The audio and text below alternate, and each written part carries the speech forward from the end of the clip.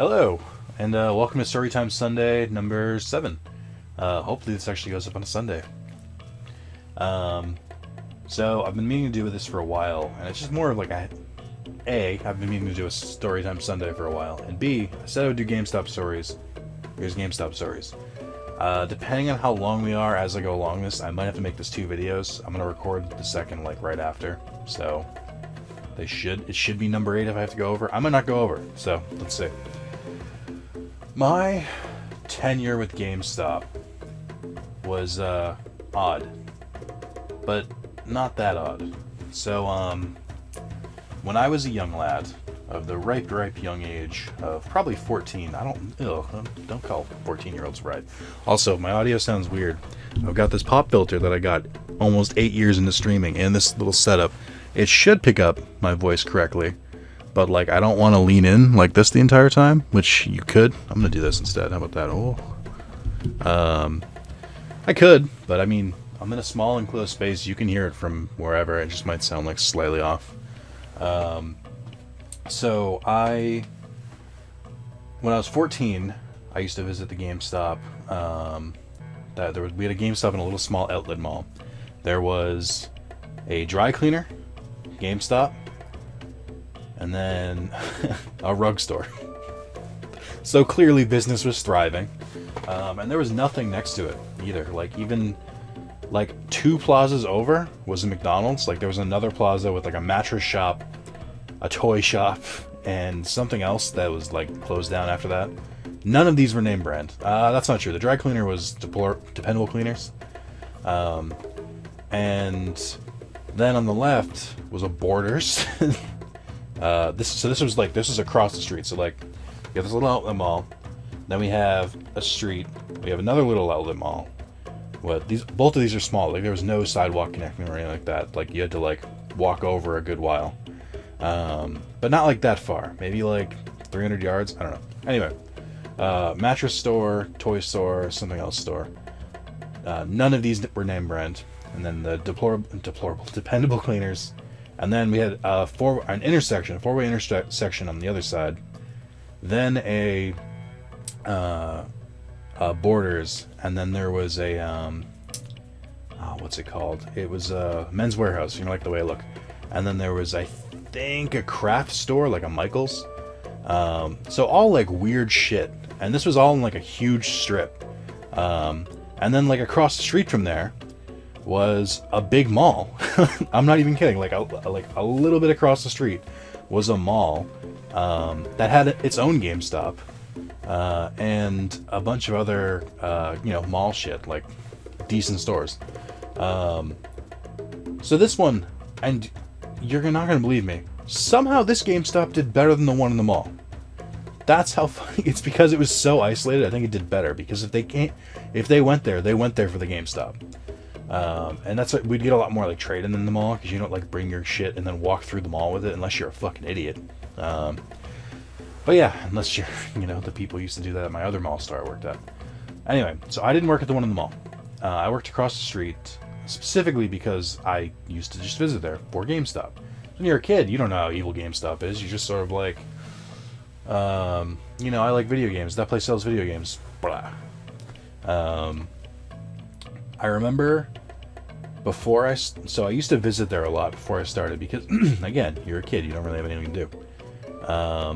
Specifically, and this is a little too much of a glimpse into my psyche, I had a life coach when I was 14. I don't know if I recommend life coaches. It wasn't a bad experience, it just didn't give me anything. There was a dude named Mike who used to really love working out and getting swole, which was the opposite of what I wanted to do. These guns are mostly natural and out of shape because of quarantine, but he was like a Jersey Shore looking like gym buff. And he was a nice guy. Like, there was nothing wrong with him, but he just like tried to get me to go like to a YMCA that was like down the street, and I'm like, I didn't want to do that. Like, he was going to show me how to work out. I wish I'd taken him up on that now, because now I can't go to a gym because I don't know how to do any of that shit.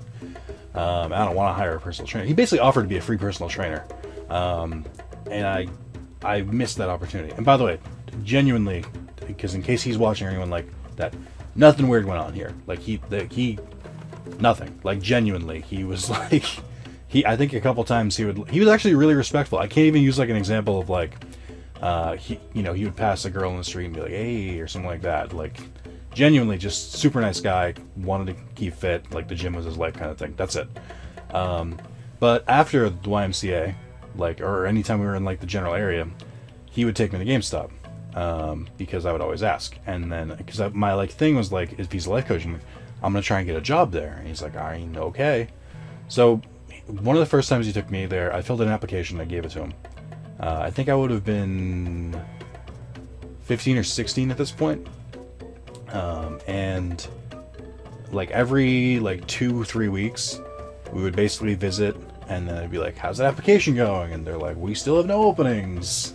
And finally seasonal came. If you don't know, GameStop is mostly built of people who were seasonal and then got converted. That's pretty much the entire business model.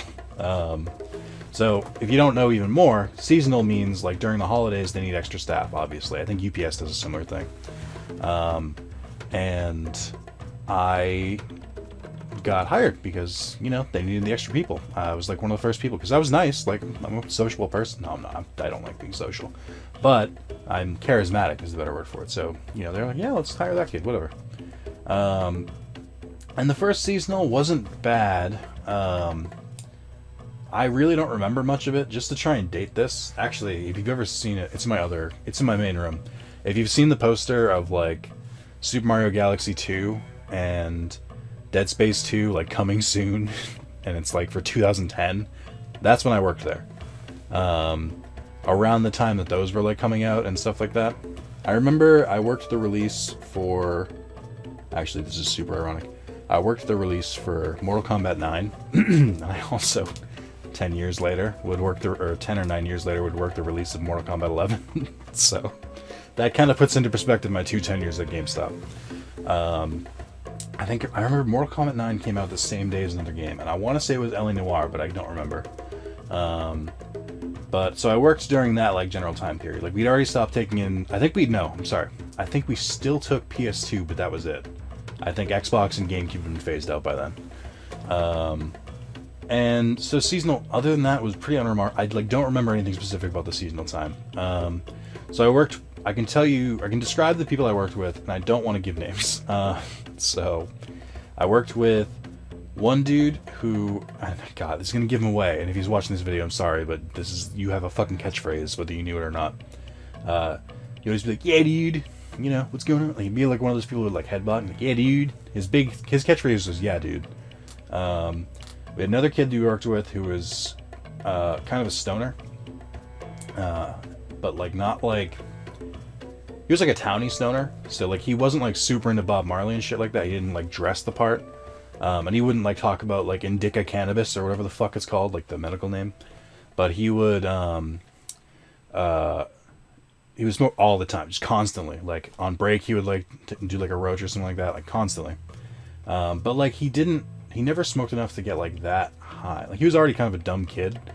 So again, I'm sorry, I'm insulting these people I used to work with. But he didn't really show when he was high because he was already dumb.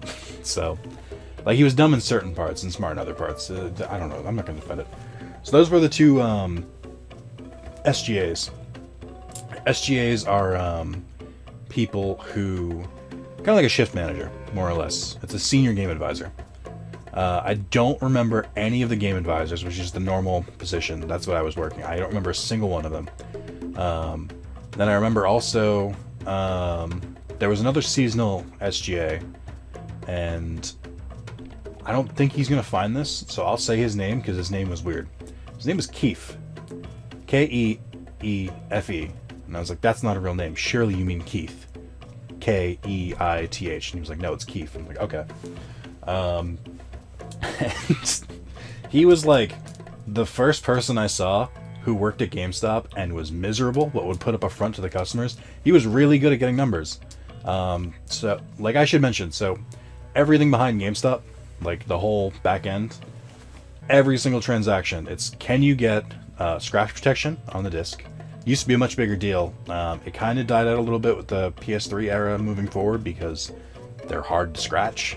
That's not true. 360 discs would scratch all the time. PS3 wouldn't, and then beyond that, they didn't anymore.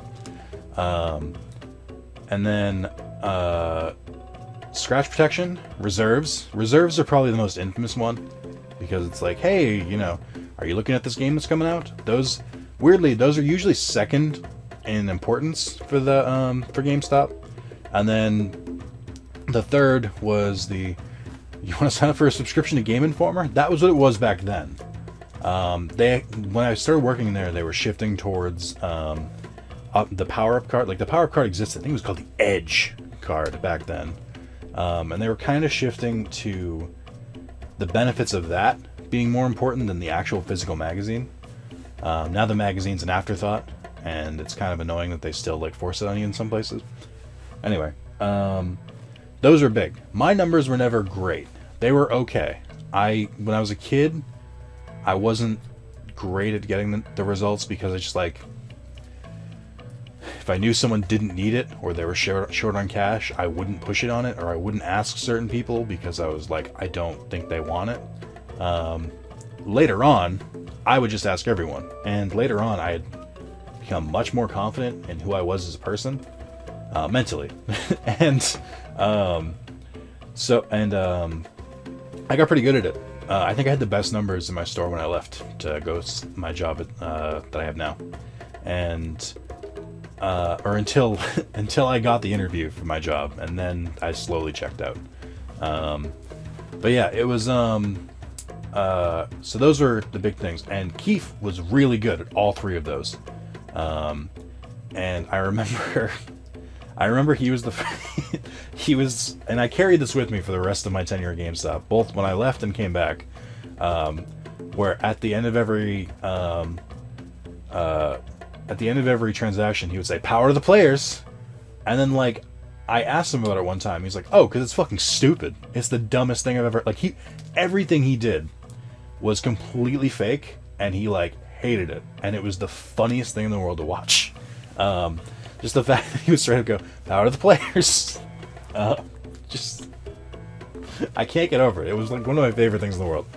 And he was really good at numbers. And then seasonal ended, and they were like, "Hey, Keith, you're really good. Do you want to stay on?" He was like, "Absolutely fucking not." He literally left. I never saw him again. And it was honestly one of the funniest things I've ever seen. Like, he clearly was just doing it for some extra money during the holidays. And he was, as soon as, like, it was over, or as soon as, like, they were going to let him go, he was like, "Nope, not even a little." I respect that to this day. So the other people that I worked with were the assistant manager. I think I can use her name, because I'm not going to say anything bad about her. Her name was Amanda. She was a badass, to be honest. She was like... How do I describe this? She was not a typical gamer girl, because typical gamer girl is, "I play Call of Duty. And, you know, I'm one of the guys." She was a girl who also played video games. Like, she was interested in all the same shit, but she was still a girl. So the amount of times I saw customers try and hit on her, but she was also very forward. So she would straight up, so they would start, and she would just be like, "No." And then they'd be like, "Oh, okay." My other story I remember specifically about Amanda was, there's two. I remember it was the launch before Heart Gold and Soul Silver. And it was the Saturday night leading into the Sunday release, because Nintendo released their game on Sundays, because... And, this guy came in. It was like 8... We closed at 9. He came in at like 8:30. And he was like, "Can you sell me Pokemon Gold? It's for my kid. And, you know, we have a reserve for it." And she's like, "No. It comes out tomorrow." And he goes, "I know you have it in the back already. Like, that you need to be able to sell it tomorrow morning. Like, can't you just let this go?" And she goes, "I will literally lose my job." And he starts going like, "What the fuck? Come on, why are you being so unreasonable?" She's like, "I don't care about you getting your game if it means I'm going to lose my job. You can buy it tomorrow like everyone else." I remember just staring off, like, next to her, just like, "Oh, it's amazing to talk to a customer like that." Now, I wasn't that direct with customers moving forward, but I kept that spirit. I really did. That, and some of the shit Keith used to say were, like, the things that stuck to me, like, life lesson wise the most moving forward. Like I brought Amanda's like, no, I will lose my job because I worked overnight at a 7-Eleven that also sold alcohol, but we stopped selling alcohol by state law as soon as my shift started. So I never sold anyone alcohol. And people would ask for it all the time because they don't know that. Either they don't know the state law or they don't care about it. And they're like, come on, can't you make an exception? I carried her, no, I will lose my job attitude all the way through my career through that. It was genuinely a really good lesson learned. So that was the assistant manager. The other thing I remember about Amanda is that she, like all people who work at GameStop, eventually was like, I fucking hate this. And gave her 2 weeks. She had a particularly rough Saturday where she like opened and just had a couple shitty customers, and she literally said to the manager, she was like, can I just go? I don't want to work the rest of my 2 weeks. Like, genuinely, I'm miserable right now. And he was like, yeah, I guess I'll call and see if I can get someone to fill in. She's like, cool. And then she worked the rest of her shift and didn't come back. She came back to visit a couple times, but as a customer. And like, that's another thing I really, really respected. I have not done that. I've always given my 2 weeks and worked it, but I was always like, it kind of put the thought in my head where it's like, oh yeah, I can't just leave. Like, it's not illegal to just leave. Like, so that was Amanda. Manager, I will not say the name of. He was a weird dude, and I really hope he's not watching this. And if you are watching this, you'll now get an explanation for what's happening. He has. He's asked me, or he's friend requested me on Facebook 3 times since I left this job. 2 times I just denied it, which they don't get a notification for, but eventually they see the option to friend them again, which he must have done. The 3rd time, I just left that in limbo. He was the first person on Facebook I ever left in limbo and just didn't answer the friend request, like I didn't deny or confirm. And I think since him, I've never denied another friend request again. I just left all of them on limbo. He was the first person I did that to, and the reason I started doing that. Because they can't send you another request if I didn't answer the first one. So I should mention this. He was not a bad guy. He was just weird. He was what I would describe as most GameStop managers. And what I mean by that is, most people who get hired in the management position at GameStop don't get hired because they're actually they enjoy games. They get hired because they either have prior experience or they did well enough with numbers to get there, or so on and so forth. Or they're short-staffed. The requirements to become a manager at GameStop are not that high, especially if they're like low on staff. That's not to discredit. He did an okay. No, he didn't. I was gonna say he did an okay job. He bore the brunt of the shittier parts of GameStop for us. Like, he never said a single thing to us about our numbers, and our numbers were garbage, and that's why he got fired, or let go or something. I think something happened that he had to let go of too. I genuinely don't remember it. But I went through 3 managers at that job. So I went through him. We had our second manager, who I have a different story about, and then we had a 3rd manager who I don't have that much about because I was pretty much on my way out by the time the 3rd one came in. None of which are still at the company. They left within like a year each, so it burns people out really fast. You're either a lifer as a GameStop employee or you last maybe a year or 2. So right. Here's the story. I've told the story a few times. Oh man, this is really easy. Gonna have to be 2 videos. That's crazy. I'll do working at my old location, and then I'll do working at the new location as the 2 videos. So I'm trying to think. There's a couple different stories I've got from there. There were 2 things. So working at a game, I don't know if I should say this part. I don't think I'll get in trouble for this. I think it's common knowledge. So there, I don't want to mention this. I don't want GameStop to come after me for this.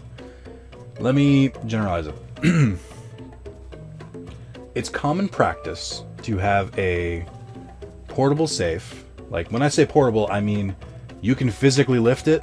You're not bringing it out of the store with you. It's too heavy. Like, if you had to, you can move it to a different room. Most stores will have one under the counter, and that's not just GameStop. That's other retailers, other retail stores I've worked at, like 7-Eleven did that. It's just convenient, but also it's really well protected. Like you need the code, and it has to work. Like you can't just like pick it up and get out of there, and you're not going to break open that safe. It's not happening. The only way you're getting into that safe is if you have the code. And I will say this: GameStop didn't skimp on saves. They were good saves. Like they were impossible to, as someone who forgot his code a couple times, they're impossible to get open if you don't have the code. So he brought it to the back because he was like, I don't feel safe with it out here, which I realized later when I had to count registers and like to count the money after the end of the shift. This is in the like future tense. He made the SGAs and the assistant managers' lives hell because they had to go back and forth from the back room to the front, like counting money and stuff like that, because that's where the safe was, which was annoying and dumb. So that was one thing. He picked it up and brought it up back there because he was just like, I don't feel safe, and it's just like one of the first things that the next manager did was just bring it back to the front. What was the other thing? He wouldn't accept pornographic games to be traded in. Now I know what you're thinking. Pornographic games? What? When? Where? How long have these existed? Can I buy them? There were 3 in particular. There was Leisure Suit Larry, which I have up here. I think it's on the top of the shelf. I could actually grab it. I'm not gonna, because then I have to get up. Leisure Suit Larry, Magna Cum Laude, the Guy game, and Playboy Mansion the game. Those are the 3 that came out on PS2 and Xbox era that he just wouldn't take. GameStop took them. He did not accept them in the store's inventory. I don't know why. I don't know if it was a GameStop policy that he just kept going with. That's not policy. So that's actually how I got that copy of the game. I had a copy of the Guy game too. It never worked. I think I might have had the Playboy Mansion too. So what happened was one of the employees that I worked with, the yeah dude guy, bought them from someone, because normally when you take a trade you can't buy the game. If you try and buy a game for more than we'll give you, you'll get fired. Like that's a very fireable offense, unless we're not taking the games in. Then it's different. Then maybe you go outside and and then you come back with some games, or put the games in your car. There's different ways to do it. So he had bought them from someone because he was like trying to collect them. He was probably horny. He probably wanted to play the games. There's nothing wrong with that. Leisure Suit Larry is a great puzzle game. It's fine. It's a great fetch quit. What is it? I forget the name of the type of game. Anyway, so they so he had them, and then later on when he didn't work for us anymore, like he didn't get fired, he just quit. He sold them back. He's like, I need money for something. Drugs. It was drugs. It was weed. And it was a different guy, but they both smoked weed. It doesn't matter. I bought them from him for like $10. I got the 3 games. 2 of them didn't work, and then Leisure Suit Larry worked. And I was like, whatever. I was for the same deal. I'm like, I want to try it out. I'm interested. That's how I got in possession of that. I didn't seek it out. It was literally handed to me. So that's how that happened. What else? So that was him. The other story I have is when I was let's dial back a little bit. The end of seasonal comes. We have 3 employees. Keith is one of them. He's like, I'm getting the fuck out of here. There was another seasonal guy who I think was up for the same job I was, but he just like wasn't as good or as like personable as I was. And honestly, the guys pulled through for me. The 2 guys that I talked about, that I worked along the SGAs, and Amanda, like, and even the manager, they were like, "Nah, Nick's great. Let's hire him." And they did. So that was really cool. Oddly enough, years later, when I took a seasonal position at a GameStop near my house, I got hired the exact same way, where it was just like all the employees were like, "Nick's awesome, hire him." Not to brag, I'm pretty fucking cool. And also, I'm like, this is bad. Every job I've been to, where I've had like a temporary position and there's a chance to get like permanent, the first time I was like, oh, I hope they hire me. The second time I was like, they'll probably hire me. My most recent job, I was like, they'll hire me. I knew from day one. Like, I'm good at the job, and I'm cool as fuck. So anyway, so they did hire me on, and the biggest thing was that because I was like 15 or 16, I couldn't work past 9 p.m. Or no, it might not have been 9 p.m. I think it was 10. I couldn't work past 10 p.m., so I couldn't do any midnight releases, even on Fridays or Saturdays. By law, like state law, I couldn't do it. And so I couldn't work a single midnight release. I didn't work a midnight release until I went to my other job, until I got the job again. And then by then they'd started doing 9 p.m. releases, so I never actually got to work a real midnight release. Not that it would matter. I stay up that late anyway. So they hired me on, and the job was mostly okay. I found it kind of stressful to ask people for those things, especially when I need them. I talked about that already. One story I have that I've told before is the story of the stereotypical World of Warcraft player. And I fucking hate this guy. I still think of him sometimes. But so it was a slow middle of the day thing. I still don't know why I was there. I've told this story a few times over the years, and I don't know why I was working during the day. I almost exclusively worked night shifts because I would have to work after school. I have no idea what I was doing there during the day, and I know it wasn't a weekend. So the only thing I can think of is it must have been school vacation. That might have actually been it. It might have been during school vacation. Okay. Sorry. That's been bugging me for so long, and I think I finally just realized it. So it was me and the manager. The manager said, "Hey, I gotta go to the back room. I'll just hold down the fort." Now, if you don't know any of this, there's not usually, the only people who have keys to the back door are the manager and the assistant manager. And they're supposed to take the keys home with them. Actually, I'm sorry, SGAs have them too. But you need to take them home with you, and you need to keep them, because how else are you going to get in the store to like open and close? What I used to do was just leave the keys in my car, because I didn't want to lose them. Like, I didn't want to be in a situation where I left them at home. That wasn't that dangerous, because you had to know what the keys were for and how to get them, and it's a whole thing. I don't feel guilty about it. But he took his keys with him, so I couldn't get in the back. Now, after like 5 minutes, I just assumed he was doing like paperwork or something. I didn't know his job that well. This guy comes in, and I didn't really notice it until he came up to the counter. He was like, he goes, and I go, "Sorry, could you repeat that?" And then as I leaned in, I was just hit with a wave. I felt this. Physically, I felt this. Like, it felt like I put my hand through a mist. A warm mist. He smelled worse than the most grotesque and vilest defecation I have done in my life. He smelled like he had never bathed. I want you to think about that. He had gone through his entire life. He had gone to the bathroom millions of times. He had lived for tens of thousands of days and never showered. That's how he smelled. He smelled like he had an allergy to soap. Like, as in, he couldn't even get close to cleaning products. If he came within a whiff of Lysol, he would get violently ill and then not clean himself after. That's how he smelled. He smelled bad. So, that was weird. As I said bad, my phone vibrated. When I genuinely can't do the smell justice. It was rank. It was disgusting. So at this point I go, I'm sorry, could you repeat that? I felt it in my eyes. I'm not kidding. I'm exaggerating for effect. It was still like bad. Like, I literally felt it. My eyes stung. Like, I couldn't figure out what the fuck happened to this dude. And it wasn't like he got sprayed by a skunk or something like that. It was BO. It was like ancient BO. It was endgame boss BO.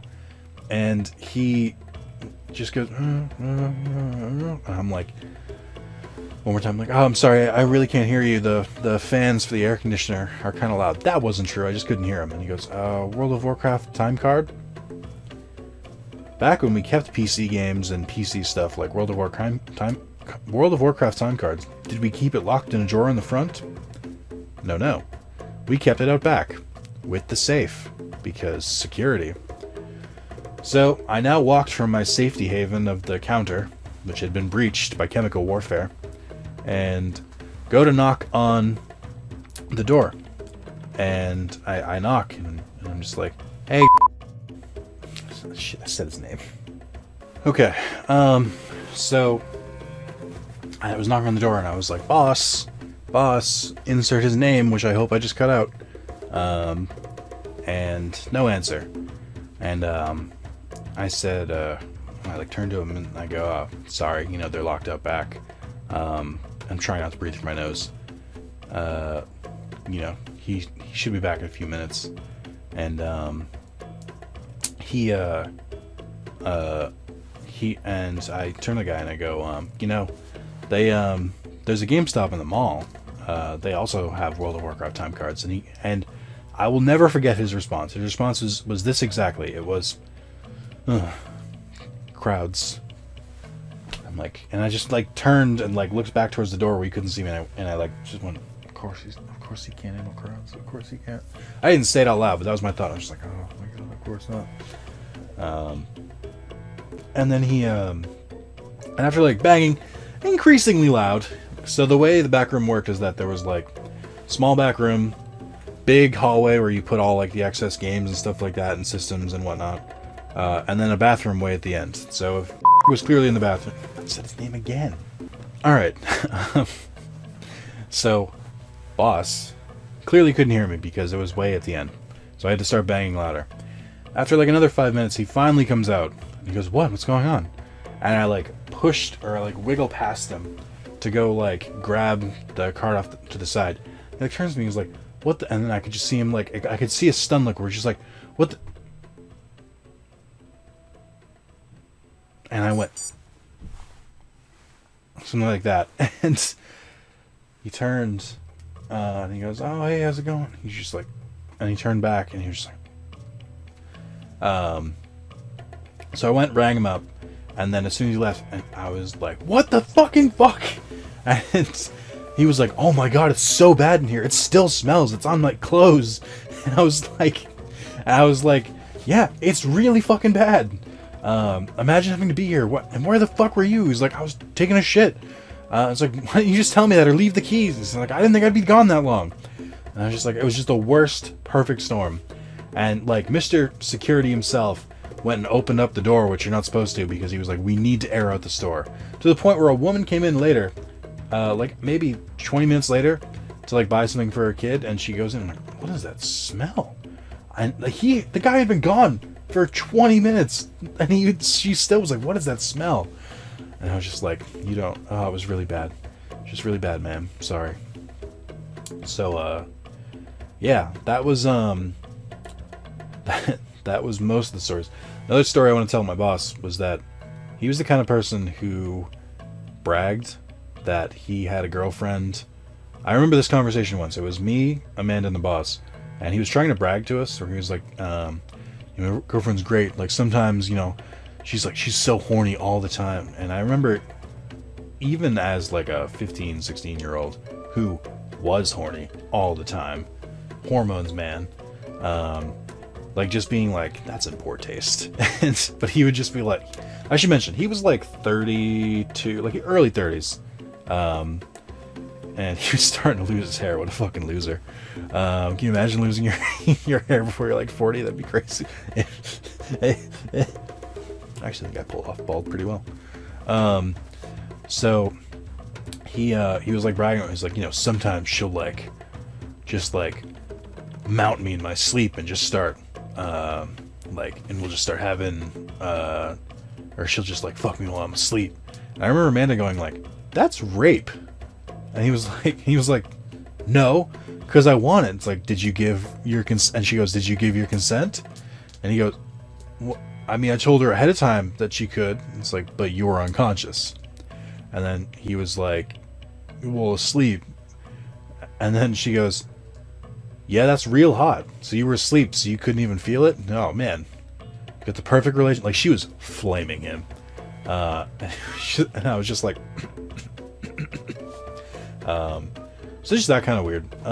He's just kind of a weird... Like, not a bad dude, just kind of weird.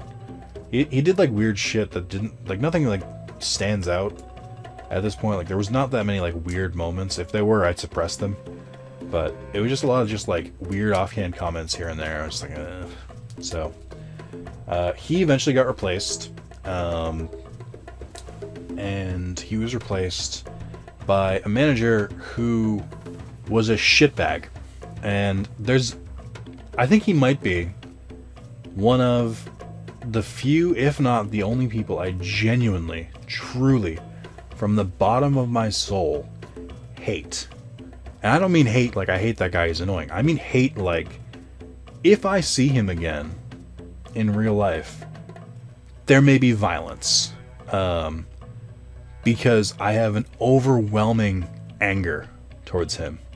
The story to him is sort of connected to a different one. And this will be the last story I tell, and then we'll wrap up. He was the kind of person who would, like, try and get close with you and, like, be friendly and stuff like that.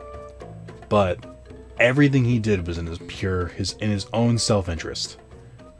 He was the same kind of person who would be on the phone with his wife on the GameStop phone for like 3 hours a shift. He was just slimy. Like, he was good at getting numbers because he was good at, like, convincing people. It's like, oh, do you need this? He wasn't wrong. When he convinced them of, like, benefits and stuff, it was like, this will benefit you. Unless it was like a reserve. It's like, you don't need to reserve anything.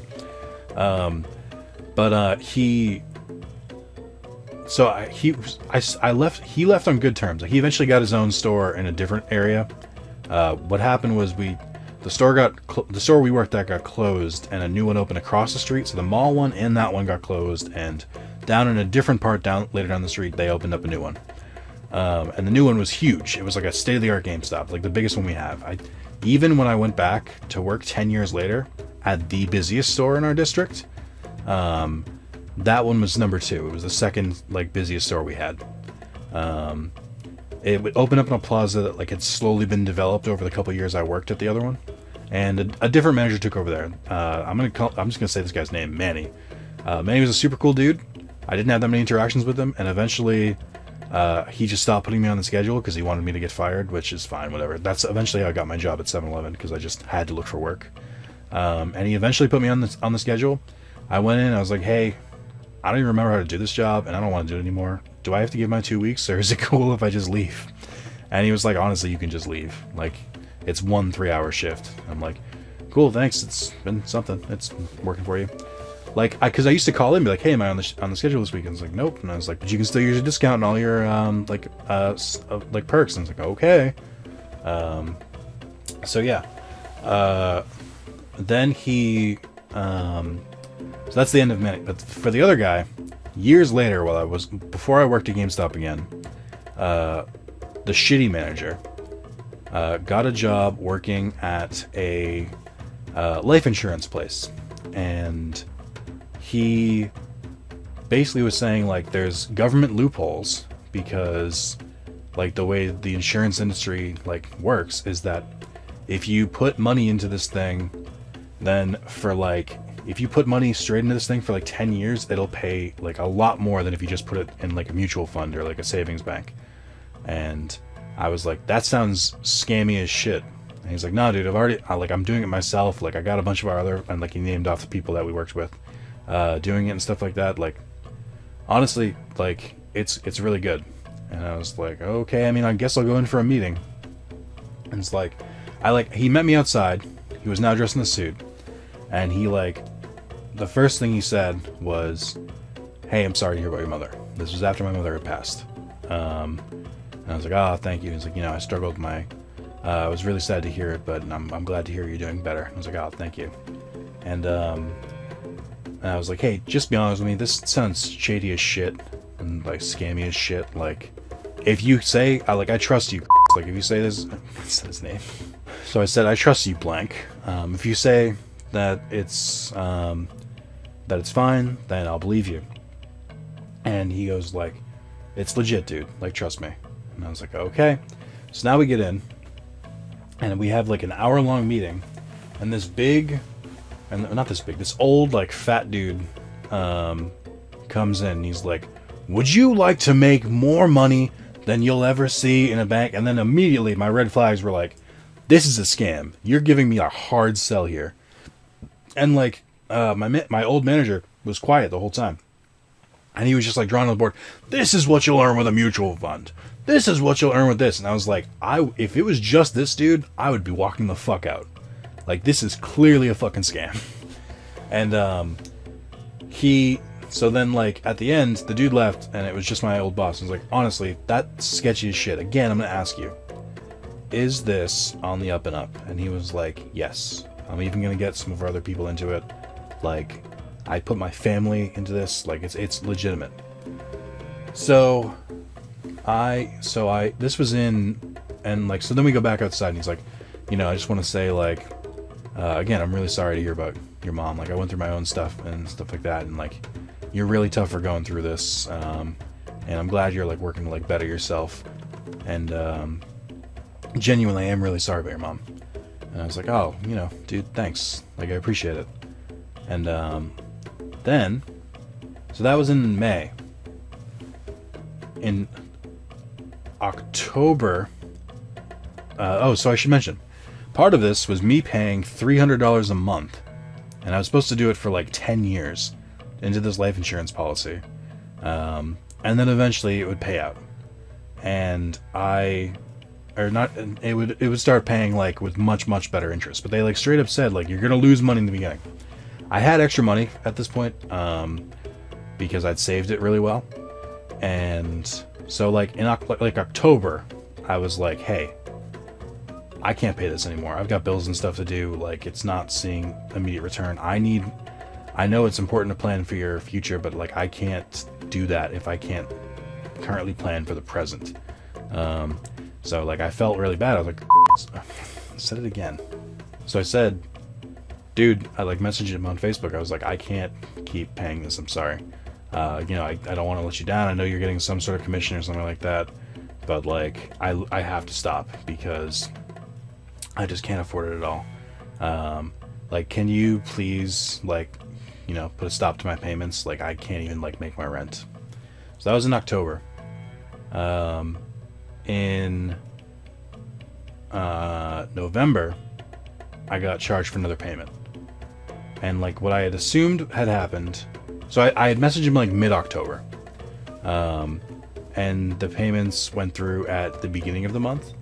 So I had like assumed like, okay, he never got back, he never answered me, he like just didn't answer on Facebook at all. I was like, okay, maybe he's pissed that I'm canceling, but like hopefully he'll go through and do the right thing. Beginning of November goes through, I send a follow-up message, I'm like, dude, I really can't pay this, like you know, you need to put a stop to this, or like let me know how I can. Like, I can't afford this, you know. I'm sorry if this pisses you off. I'm sorry. December rolls around, another payment goes through. I'm like what the fuck? Like, why is this still charging me? Like, dude, answer me. Like, you know, what's happening here? And he messaged me back and he says, hey, sorry, I couldn't message you because I wasn't allowed to talk about this for 6 months. I actually left that place in June, and they wouldn't let me talk about it. I'm sorry, you know, this is going through. You can try and talk to, and then he like listed out the fat dude who gave the hard sell. You can like try and talk to him. You should be able to cancel it, or go to this website. You should be able to cancel it. Don't talk to that guy though, because he'll like try and spin you and let you keep it. And that was the message he sent, and I wanted to be like,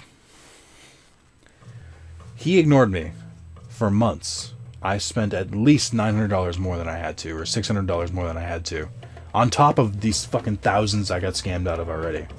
I want to say thousands. I think it went up to, let's see. So there was May, June, July, August, September, November, December. That's 8 times 3, like $2,400.